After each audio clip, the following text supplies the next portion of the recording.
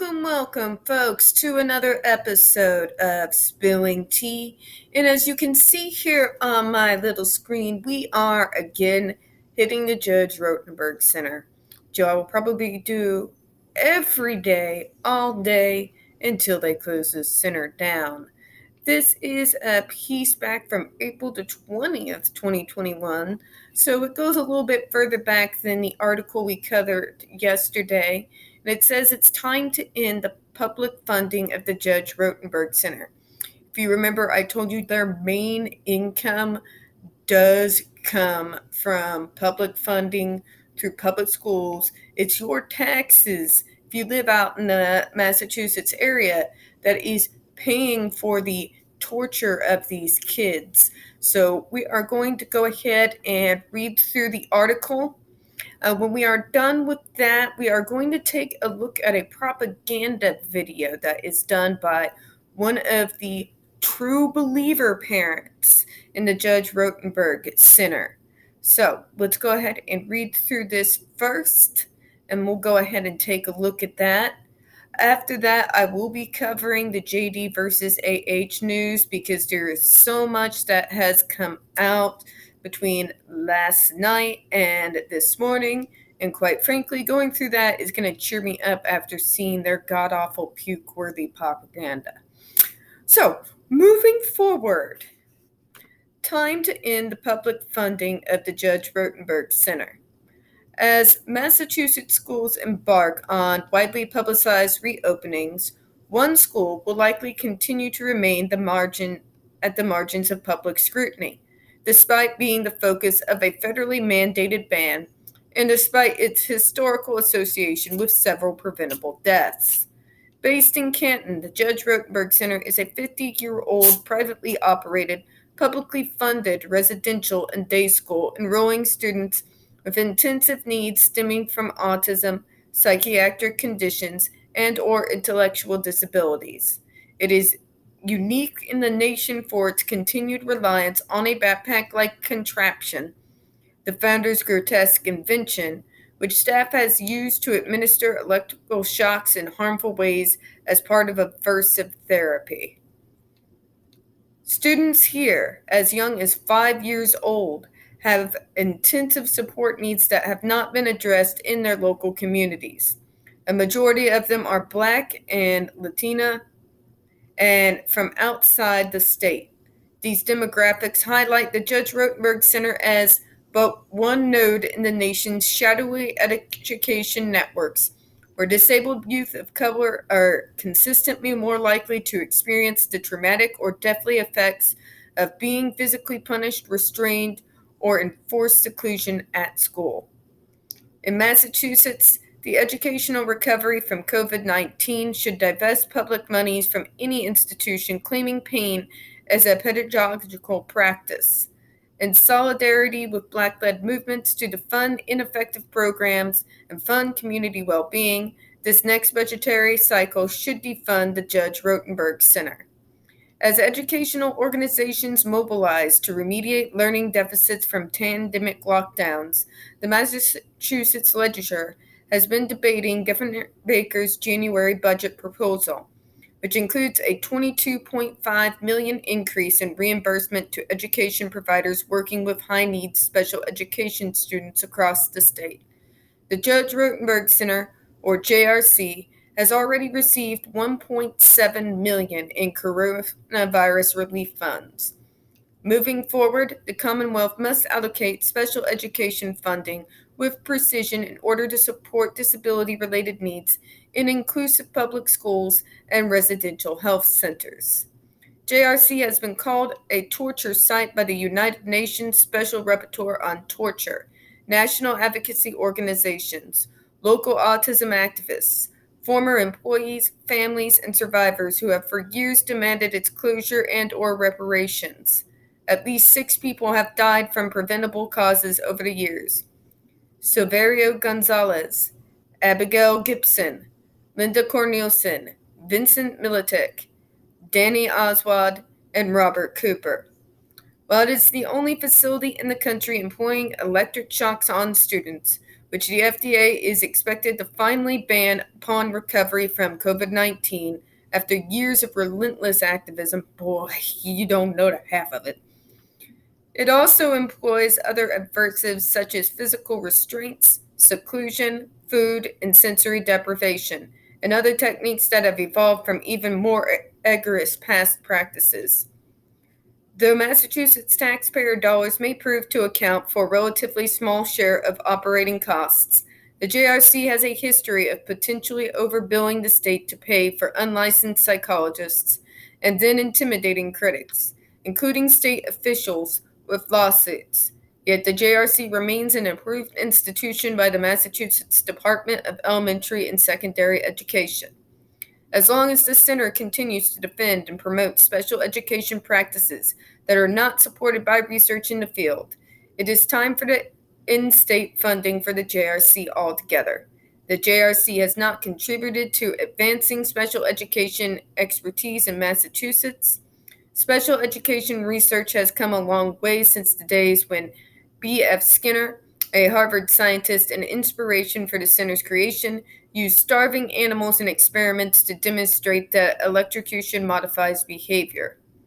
The JRC was founded upon this faulty premise, hence its original misnomer, the Behavioral Research Institute.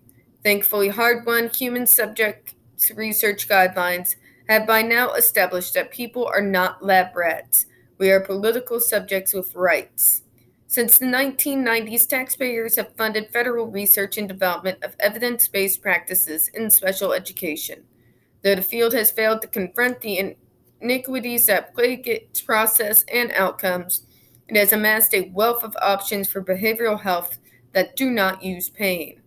Therefore, the Massachusetts judicial system's basis for protecting the school yet again in 2018, on the ground that its techniques have not been proven not to conform to the accepted standard of care for treating individuals with intellectual and developmental disabilities, is at best flawed. That's an understatement. At worst, it is a humiliating assertion to accept as policy in a state that prides itself on its educational institutions and inclusive education. As autism activists have previously asserted, the problem is larger than the Judge Rotenberg Center. Ironically, this is a point of agreement with the families who champion the JRC's methods and suggest a common ground for collaborating towards sustainable solutions. JRC supporters say it fills a void in the system by accepting students that other schools have rejected and preventing injurious behaviors where others have failed. With the COVID-19 pandemic and the movement for Black Lives highlighting long existing inequalities in our society, now is the time to fund the integration of special education programs and skilled practitioners in resourced, inclusive communities.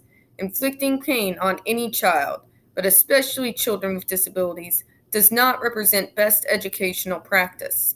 The Massachusetts legislators should strengthen the public education system's response to social diversity and learner variability in ways that equitably redistribute learning opportunities, recognize and celebrate cultural diversity, and respect constitutional and human rights. The state budget ought to invest in reducing the education debt owed historically to Black, brown, working class, and immigrant communities whose experiences enrolling children with disabilities in neighborhood schools continue to be harrowing, in addition to what has occurred during the pandemic. The budgetary cycle let Massachusetts divest from electrocution pedagogy.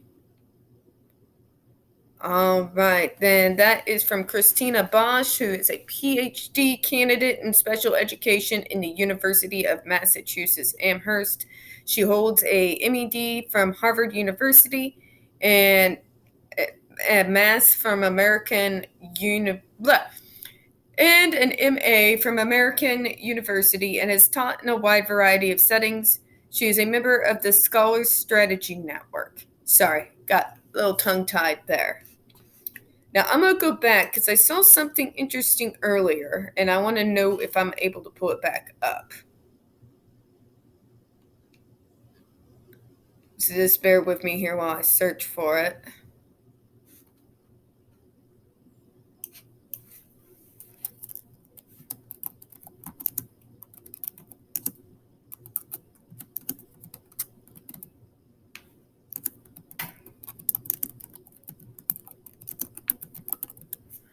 because I also want to read that article before we go to that video.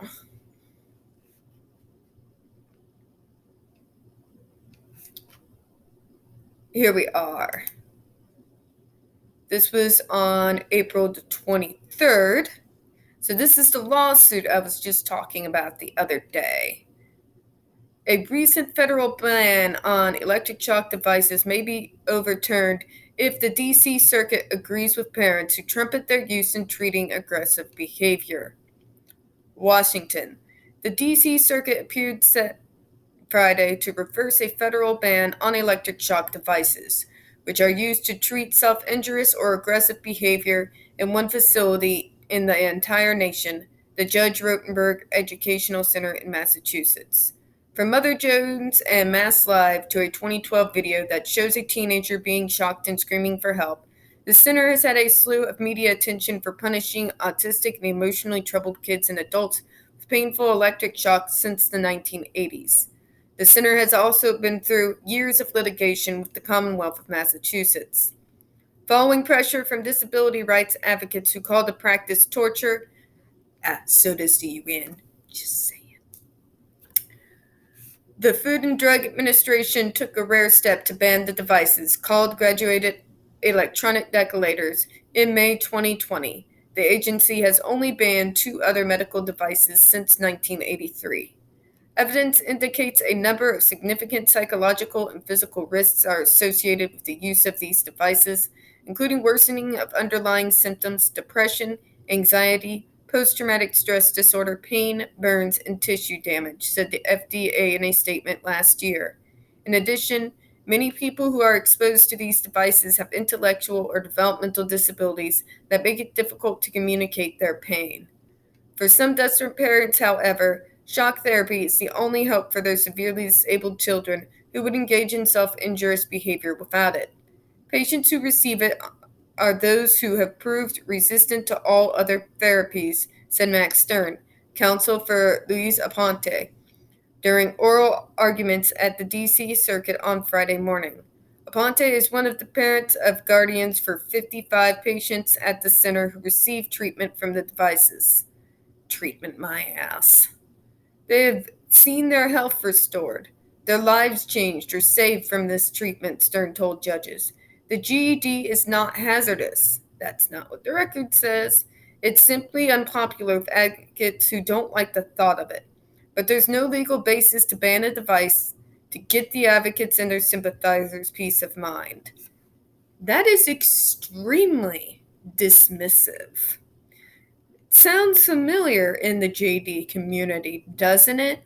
These folks, they just don't like the thought of it. They don't understand.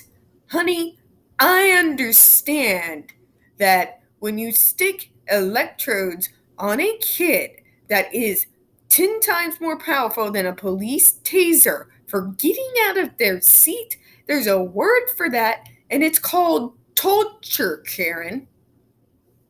Or Chad in this case. Chads. Sorry. In their brief, the petitioners say that students are only recommended for the shock devices if several other forms of treatment have failed. Such recommendation, furthermore, must come from a psychologist and win approval by both a peer review and committee and Human Rights Committee. Over 200 JRC patients have received GED treatment during the last 25 years. Many responded so well they were able to return home, and some even live independently and support themselves, marry, and raise families, the brief state. What kind of thing is this? Really? Really? But they're all right now. And we can only believe it's because we tortured them. We cured them of torture. Oh my. Stern said the FDA banned the devices without reviewing all the available data and information. You mean yours? Your specially catered, your special data that comes from you? It's called conflict of interest, moron. Why don't you all have the balls to have an independent group or research group come in there. Independent. You don't have the balls, do you? Anyways. What's more, the FDA only banned the device for certain uses, but not for other uses like stopping smoking or nail biting. You're gonna torture me for nail biting. Because this is obviously hurting someone. I'm really hurting someone right now.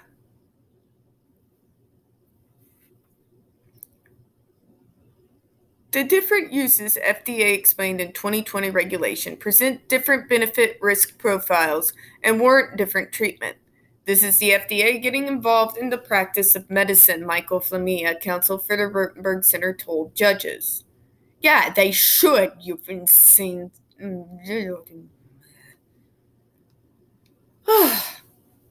For the most part, the judges seem to agree.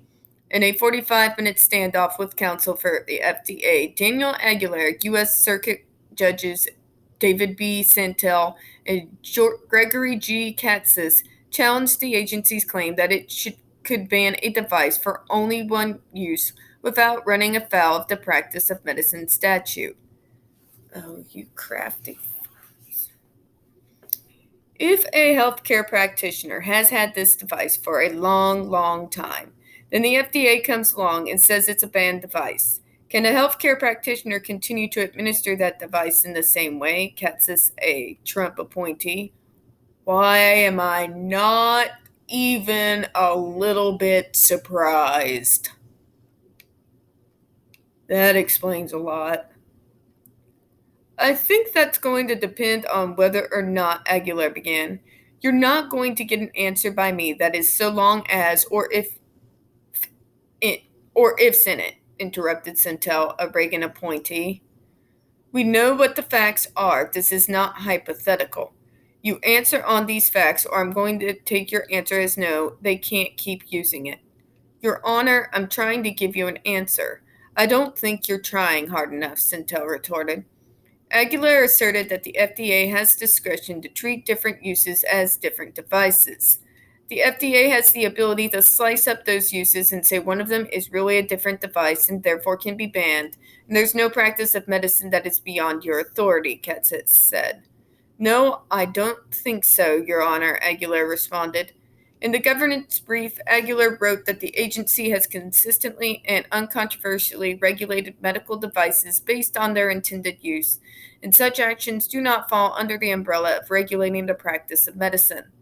The case argued today in the D.C. Circuit demonstrates that the FDA is improperly seeking to regulate practice of medicine, something that Congress has made clear is beyond the FDA's power, said the New Civil Liberties Alliance in a statement after oral arguments. The NCLA filed an amicus brief in support of the center.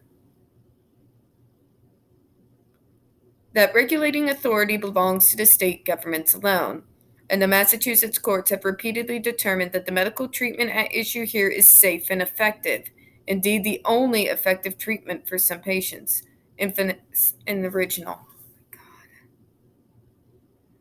Oh my God, what are we gonna do? What does it take? What does it take to convince these people that the torturing of disabled children to get behaviors that they want is wrong? How many people have to die at this center? How many people have to end up in the hospital? How many catatonic? What is it going to take? Sorry for that outburst.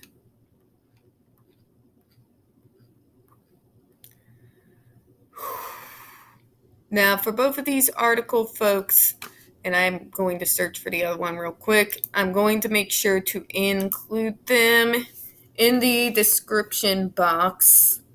Please give me just a moment. I don't have an edit button.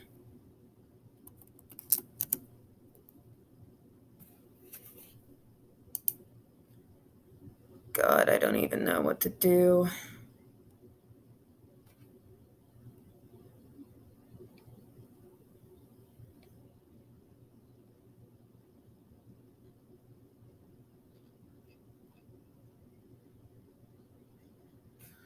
That was the article we read yesterday.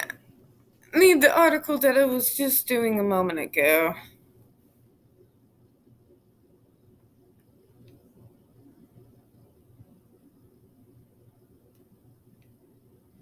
Oh, I'll find it later. Let's go to where we were. We're going to watch a propaganda video. It's going to be very similar to what Sharon McCollins saw when she was getting ready to enroll Andre into the center. I am probably, while this is playing, going to be looking away. Yeah.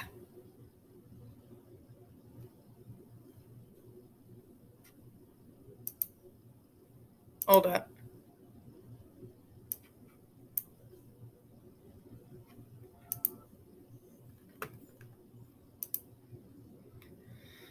You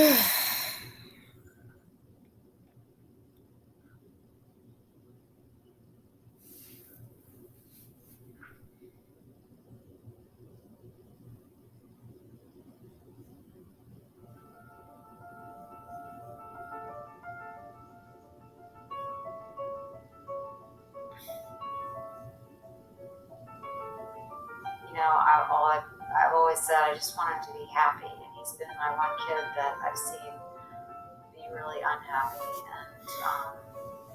and he's got such a big heart. He's such a loving, big lug, as we call him.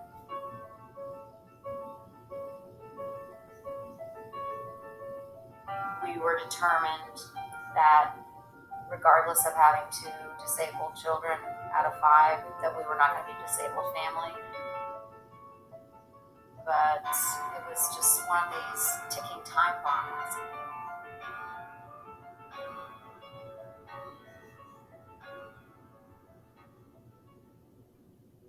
What Ashi couldn't do is he couldn't tell you when he didn't want anything, and that manifested itself in the aggressions. I just couldn't believe the things that there were things that were going on that were so horrific.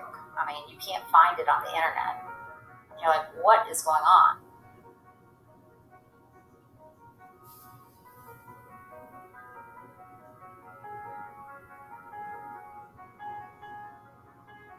It was just clear that we were totally powerless. We were totally helpless. And yet, in the same moment, we loved him so much. I started looking into things, and I knew my friend, her son, who had been at all the same schools as Ashi, was now at a place called the Judge Rotenberg Center. I remember her sending me the link, and my initial reaction was over my dead body. But it's pretty apparent that the school is vastly different than what's on the internet.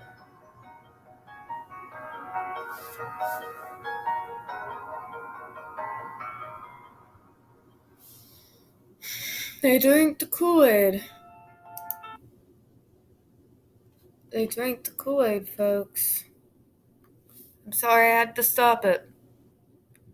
But they do. They get these parents. They get these parents. And they convince them that this is okay.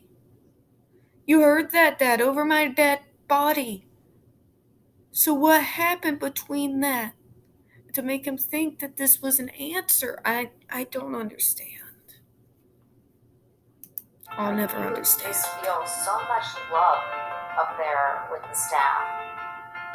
Love? The people at JRC Love. have loved Ashi back to health. You call that when you're love? At the rock bottom and you don't know what the heck you're going to do, JRC is the one that is your savior. I need a minute. How could you ever call that love? How can you ever call what they do there love? It's like the abusing parents saying they love their children while they are hitting them. That's what it sounds like. And these parents have drank the Kool-Aid. They have drank the Kool-Aid. This is another episode of we listen to the staff. You're not listening to the people with disabilities. This is the dismissal of people with disabilities entirely, with the whole they don't understand. You heard that, right? It's on the internet. It's these autistics, they don't understand. No, sweetheart, we're telling you, quit talking over us. It's abuse, it's torture, it's evil. I don't know. This is the true believers, folks. This is the true believers.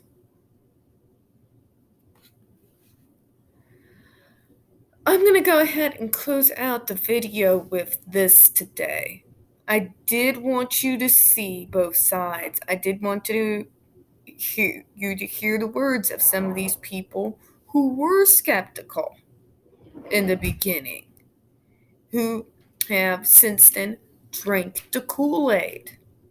The center, it's very, very good, dangerously good in dressing themselves up with righteousness and goodness and love. But it's all a sham. It's all a lie. The fact of the matter is, when these kids come into the school, when the kids get to see their parents, everything is very carefully controlled. We heard that from Jennifer Masumba. We've heard that from Cheryl McCollins, Andre's mother. They work hard to cultivate this image to the parents so they don't know that something is horribly wrong. And why do they do this? Because they are receiving yearly $78.1 million a year. That is how much money this center rakes in. So no, they're not going to convince me, no matter how good their propaganda is. They are never going to convince me, because I've seen behind the mask. You and I, we've seen behind the mask. We've got the documents, the deaths. You notice they say nothing about the 6 lives that have been lost. They don't really let parents in on what's really going on. And when your abuser is standing about 3 foot back from you with your face on a button that will provide you a shock 10 times more powerful than a police taser, you're going to play along. That's just a fact. And we've already seen what they have described as triggered behaviors that warrant shocks. So, I will also include the link to this vid so you can take a look at it for yourself. In the meantime, folks, that's all I got for this video. Now, we don't get that many views on this channel. The few views that we do get do tend to get removed by YouTube, so please don't forget to hit the like button, hit subscribe, don't forget to hit the comments. I do appreciate your time this afternoon, and I'll see you in a few minutes. Have a good one.